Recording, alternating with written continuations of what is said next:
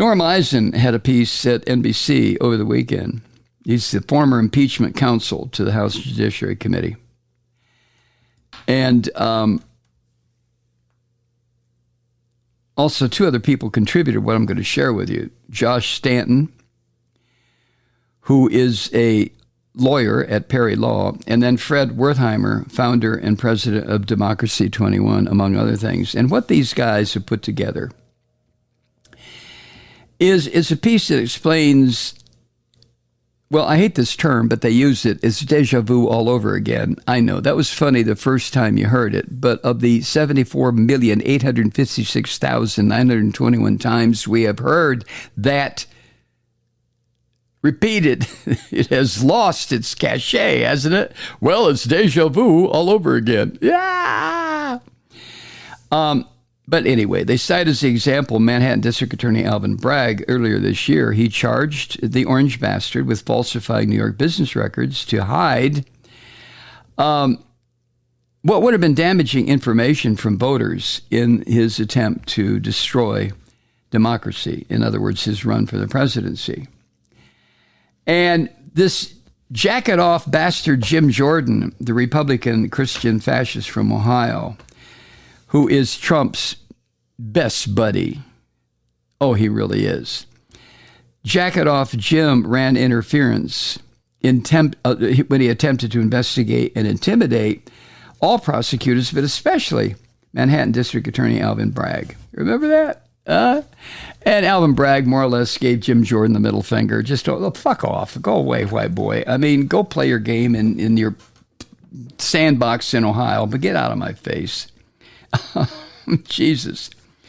Now that Fulton County DA Fani Willis has charged the orange bastard and 19 of his gang members or 18 of his gang members with election interference, Fani Willis is getting similar harassment from jacket-off Jim, who is, because of the seniority system in the House, he's the chairman of the House Judiciary Committee.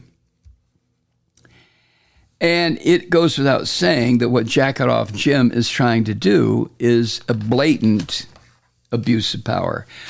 But to Christian demons, there's no such thing. There is only using power in the name of their Lord and Savior, Jesus Devil Christ. Right, Jesus Devil Christ. They don't want anything to do with the rabbi from Nazareth. They have their own.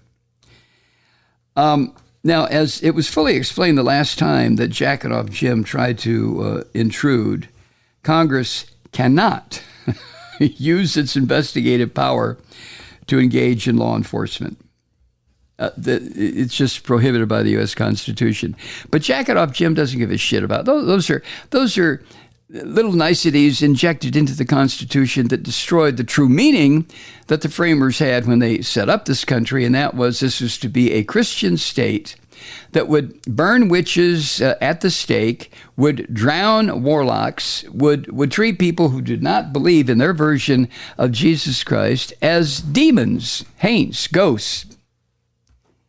And Jim Jordan still subscribes to that. He really does. But the fact that Congress can't use its power to engage in law enforcement doesn't mean shit to Jordan. Once again, that's precisely what Jordan is attempting to do. Butting his bony ass into a state-level prosecution, which he has no authority or right to do. But again, the Christian demons don't give a shit about the rule book. It means nothing. The Constitution, the U.S. Constitution, gives no express power, as my three authors point out, no express power to the national legislature, the House, to engage in investigations. But it has been understood since the very first Congress that the legislative body has such implied powers within Article 1. And the limits of those powers have been emphasized ever since, including by the orange bastard himself. Now, what Willis is concerned about is that in the case that she has meticulously built against Trump and his mafia gang of Christian devils, all the information that is shared with Trump and his attorneys in the discovery process of bringing this bastard to justice could be leaked to the public in a way that the orange bastard could spin everything that's in the indictment and turn it into something that it is not. Just like the Christians here in Georgia have decided that they have the power to remove prosecutors now with their new law, SB 52 or 89 or whatever the hell it is.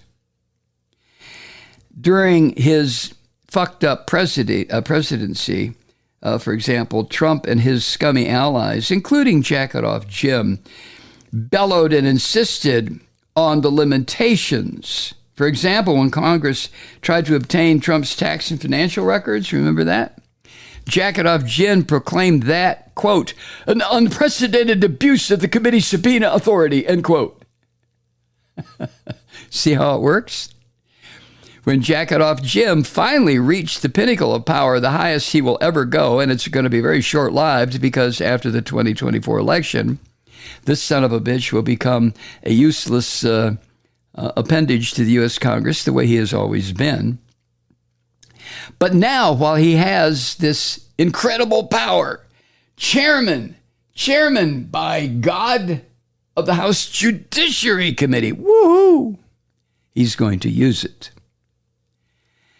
Now, the orange bastard fought to keep his tax records, where he's a goddamn criminal, hidden. He fought it all the way to the Supreme Court, only for the court to rule against him, 7-2. Now, you know who the two were, Sammy the Fish and Uncle Clarence. In the opinion, however, Chief Justice Roberts noted that, quote, the congressional power to obtain information is broad and indispensable, end quote.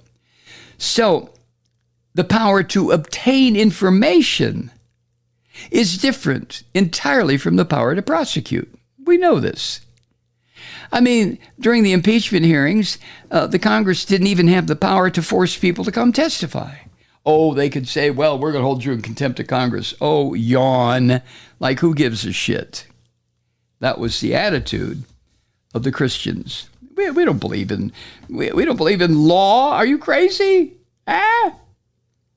So anyway, in an important qualification directly applicable now to Jacket-Off Jim's demand to Willis, the 7-2 majority in that court case noted that a congressional information request and for example, a subpoena, is valid only if it is related to and in furtherance of a legitimate task of the Congress. So the bottom line, as my three writers point out, interfering with a state prosecution is not part of a legitimate task of the Congress. Now, I know this now. You know this. Wouldn't you think that Jacket-Off Jim, the Christian demon, would know this? The Supreme Court noted in their 7-2 decision that interfering with a state prosecution is not provided by the U.S. Constitution. And according to my authors here, the court also noted that these kinds of requests, when they intrude on an area of unique constitutional significance, they've got to meet three other standards. They must not be overly broad. Think about the law here in Georgia. You talk about something overly broad. They must not be unsubstantiated by evidence. There has to be tons of evidence. And they must not be unduly burdensome on the recipient to comply. That is, to the prosecutor being told, give me all the information you have from, the moment of your birth until your expected moment of your death, everything, that kind of bullshit. So how do Jacket-Off Jim's demands to Fani Willis here, how do they compare or how do they stack up under that ruling, that Supreme Court 7-2 ruling? According to my authors, quote, he asks for a broad array of confidential or internal documents and communications that would not normally see the light of day, including information that could reveal strategy, witness information, internal deliberations, and contacts with special counsel Jack Smith, other prosecutors, and government officials. As if that weren't enough, Jordan also wants information about the office's federal funding streams, much of which is likely completely unrelated to the Trump investigation. And given congressional Republicans' handling of other sensitive documents, Fani Willis has every reason to believe that any of these sensitive matters could be leaked to Trump or the public. Now, that pretty much puts it very concisely as to why Fani Willis is saying, she hasn't said it yet, but I'm sure she's saying it in the privacy of her own mind or with her close intimates, her family. She is probably saying a Fani Willis equivalent of "go fuck yourself, Jordan." I doubt if Fani Willis talks that way, but I'm just saying.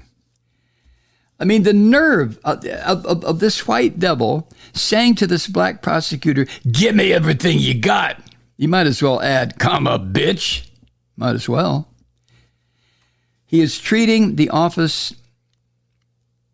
of the Fulton County District Attorney with the kind of contempt that white Christian fascist legislators have always treated black folk. Always.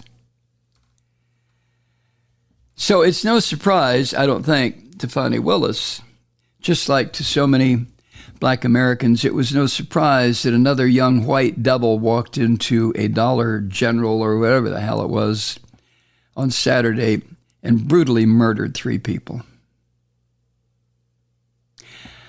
I have some comments about that I'll try to get to.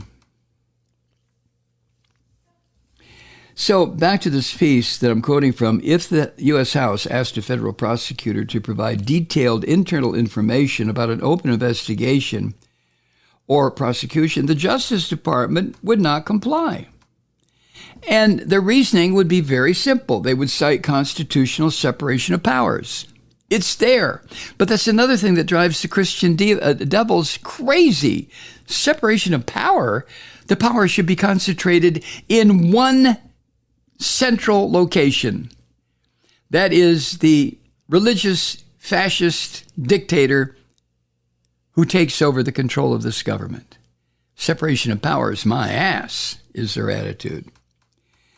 Now, there are a bunch of examples of such hard no coming from prosecutors. Most recently, the refusal to provide information about the ongoing so-called Hunter Biden investigation, right? That one's being conducted by the Justice Department. That's not a state investigation, is it?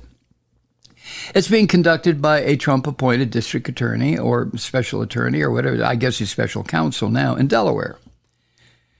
But even in an attempt to get that material, the prosecutor in that case more or less said to Jordan the same thing. Go fuck yourself. What are you talking about? Get out of my face. So it shouldn't be any different for a local district attorney under the principles of constitutional federalism, they say. That is, due regard for the states as co-equal sovereigns. You know, the federal government can't just stomp into a state prosecution or state legal activity and demand, as a king would demand, give me everything you got. You know, the Constitution says, get the fuck out of here. What are you talking about? Go away. I'm conducting an investigation. Hi, Truth Seekers. Mike Malloy here. You know, the Progressive Voices Network brings you commercial-free commentary from today's leading progressive radio hosts and pundits, like me, Mike Malloy, 24 hours a day. I'm not your typical old guy from the 80s or the 90s talk radio host, and Progressive Voices is not your typical talk radio network. It's a listener-supported nonprofit with no corporate control whatsoever over our broadcast. So hosts like me, Mike Malloy, are free to rant and scream and carry on about whatever we like. We're often controversial, but we're never boring. Weeknights, 9 p.m. in the East, 6 p.m. in the West on the Progressive Voices Network. Always progressive, always on. I'm Mike Malloy. Keep it lit.